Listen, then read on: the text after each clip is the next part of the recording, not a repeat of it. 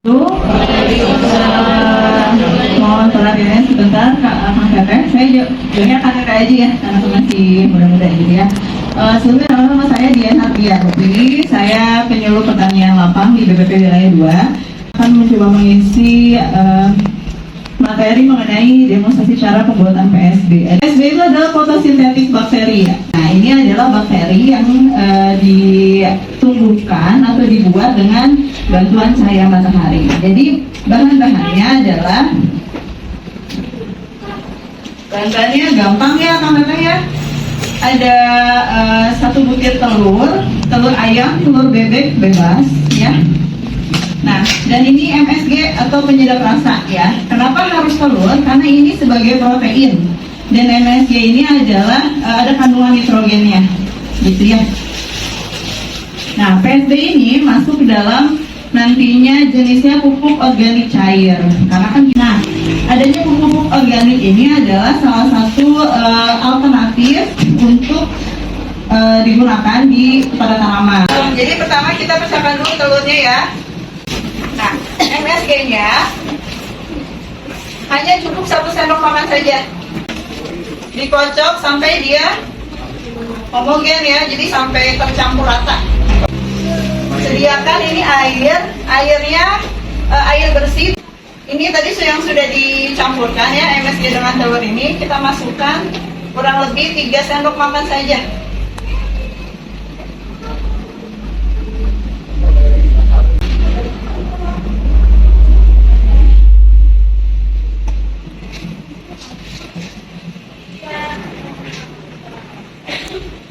Jadi 1 butir telur dan MSG tadi bisa untuk 3 botol air minum ukuran segini ya.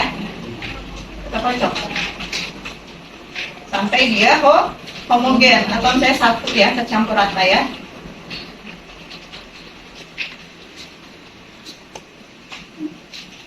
Nah, sudah tercampur rata kan airnya berubah menjadi warnanya keruh ya. Nah, sudah seperti ini disimpan di tempat yang terkena sinar matahari langsung. Harus terjemur. Tidak boleh ada naungan ya, jadi harus terjemur langsung. Dia penyinarannya atau dijemurnya sehari paling tidak harus terkena sinar matahari kurang lebih 8 jam sehari gitu ya.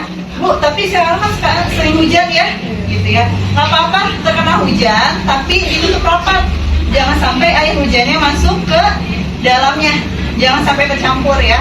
Nah, setiap hari dibuka ininya karena dia ada gasnya. Jadi untuk keluarkan gasnya dulu, dibuka sedikit, tutup lagi, simpan lagi sampai dia kurang lebih 35 hari, 1 bulan. Nanti dia warnanya akan berubah menjadi warna seperti ini, merah seperti ini ya. Kalau sudah berubah warna menjadi seperti ini, berarti itu PSB-nya berhasil dan dia sudah bisa digunakan ya. Nah, digunakannya bagaimana? 2 tutup botol digunakan untuk 1-2 liter air. Airnya air kolam juga ya. Itu boleh dikocorkan kepada tanaman-tanaman. Misalnya ibu punya tanaman di rumah, ada tanaman cabai, tomat. Nah, itu bisa dikocor, pupuk kocor. Nah, kalau misalnya yang ternak bagaimana? Bisa jadi ternaknya itu nanti bisa dilarutkan juga dengan air, disemprotkan ke kandang.